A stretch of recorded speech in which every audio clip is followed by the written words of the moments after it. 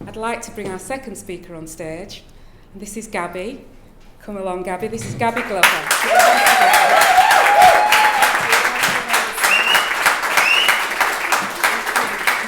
Thank you, Titch. Enjoy. Makes a difference. Thank you, Yvette. You're welcome. Gosh, so, wow, are any of you speakers in the room at all? Just by a show of hands? Okay, not that many. So I'm going to share what's going through my mind right now. When you get up on stage and you follow a speaker like that, one of the things that happens is you start to go into your head and you start to think, gosh, comparing yourself, like, is what I'm going to say good enough, and da-da-da.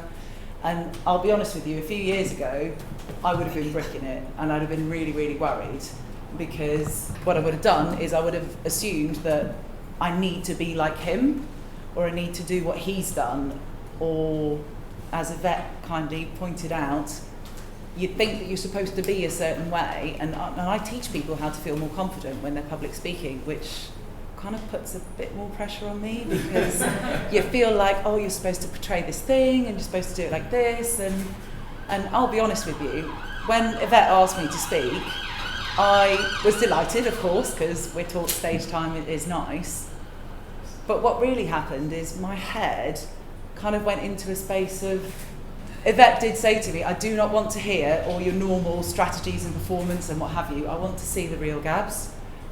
And whilst that's lovely, and that's something that I don't mind sharing with you guys privately, I'm working really hard on being more honest to the public about myself, because I'm really, really honest with myself, but speaking from stage about my feelings, not so cool. I'm absolutely breaking it. And it's quite a hard thing to do. But the reason I'm doing it is because one of the things that I've learned that's the most important thing for me is about your own identity. And if I could just ask you to think about your own identity for a minute. I don't know what that is. I don't know what the term means to you. And I expect we've all got different versions if we had more time and threw it out there. But the thing for me about identity is being true to yourself.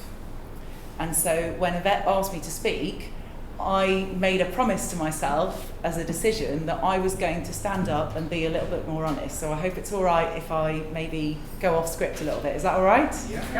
Thank you. Because now that you're being nice to me, I'll tell you the secret. So what I would have done is I would have planned my talk, I would have structured it, I'd have gone through it, I'd have made sure that I'm doing all the stage anchors, and you've got to do this and you've got to do that. And that's all fine when you're delivering a talk. But the thing is, Yvette said to me that she wants it to be honest and she wants it to be raw.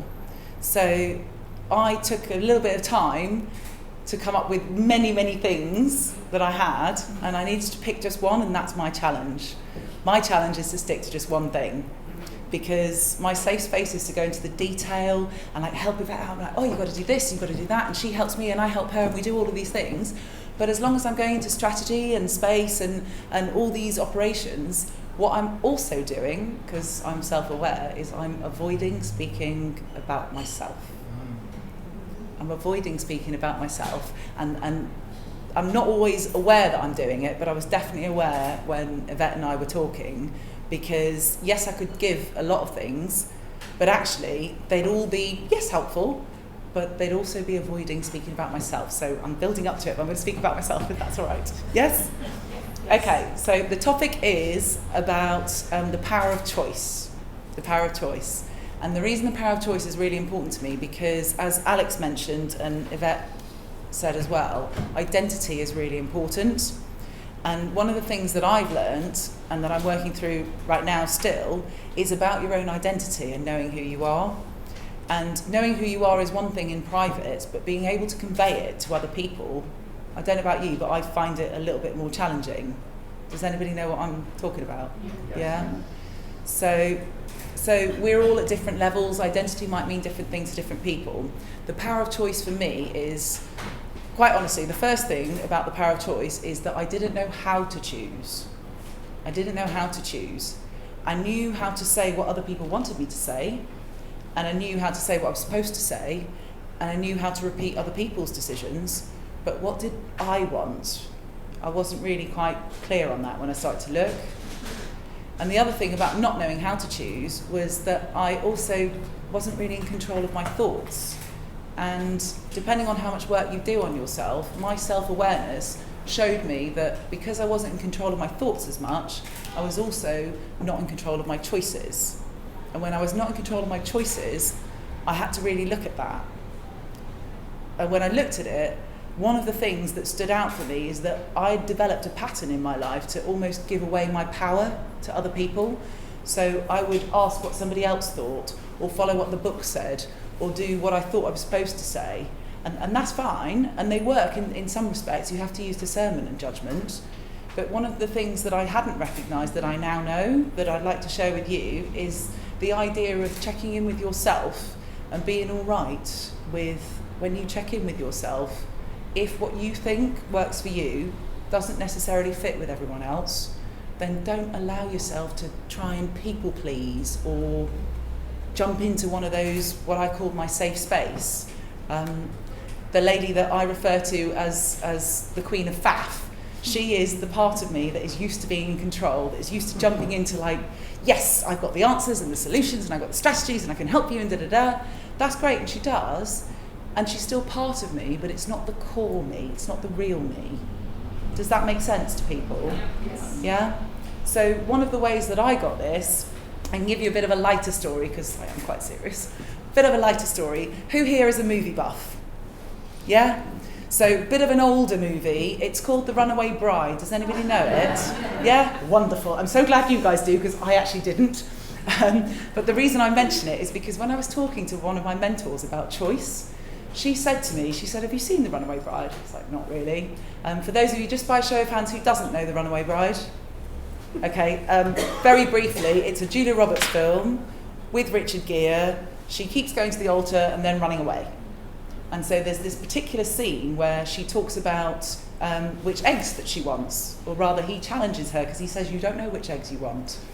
And when she doesn't know which eggs that she wants, she starts to stop and she starts to think. And she's like, well, hang on. When I do have eggs, my answer to my eggs is basically whatever my husband wants or wherever I'm at. And when we don't realise that we're doing that to ourselves, and we can do it on a smaller scale and we can do it on a bigger scale, but when we're not actually checking in with ourselves, the point of that is laughable in the film, but there's something more serious behind it, and that is that she doesn't know her identity. She doesn't know what she wants. She doesn't know how to choose. And so for me, I realised that I didn't know how to choose. I wasn't in control of my thoughts, and I was giving away all my power. And when I did that, lo and behold, on the surface, I appeared great, and I had a business, and I was making money, and da-da-da. But inside, if I'm really honest, there was something missing. There was that emptiness that I couldn't quite put my finger on. And because we do that thing where we go into our head, I was sort of thinking, well, is there something wrong with me? Or like, I've got all these things, so I should be ticking the boxes. But it wasn't. And the reason it wasn't is because I wasn't being true to myself. And I didn't know what I liked to do, what my joy was. And believe it or not, I had to reteach myself like the music that I listened to. The music that I listened to was actually what my friends listened to. And I enjoyed it, and I had to write it, believe me, I enjoyed it.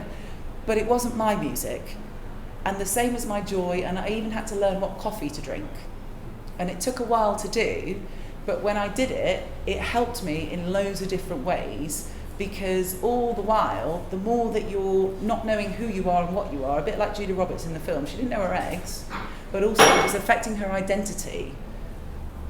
And when it affects your identity, it affects your worth or your self-esteem or your value or whatever the word is for you. But you can lie to everybody but yourself, right? How many of us here, just as an example, if you can think of an example in your head when you've said something to somebody and you've tried to mean it and you hope that you mean it and you sort of said it, but that niggling bit inside of you is like, that's not true. Yeah? Do you know what I mean? That's the voice that you need to be listening to. That's the voice that's your path. Don't compare yourself to anybody else. You're on a different path from them. You're sitting a different exam. You've got different lessons to learn for you, for your ones. And each time you look to somebody else or that book or that person or do what somebody else says, think about it. what you're actually doing, the reverse, is you're saying that what I think is not good enough. You're saying what I was going to do doesn't really matter, or where I was going to go with that maybe isn't as important. And I promise you, from my heart, if you do that to yourself, you will find yourself in, that'll be the bell, a difficult position. So my takeaway message, if I may, is to please encourage you to park all those thoughts that are somebody else's, and even if you're not going to admit it to anybody else, just check in with yourself and see, is this voice mine that I'm following? And if you don't know whether or not it's your voice that's following, then do something about it. Because if you don't, you're going to go round the loops. The thing that Yvette said, you're going to keep going and keep trying to do these, and you'll just be left empty. Like, follow your heart and be yourself. That's my message. Thank you.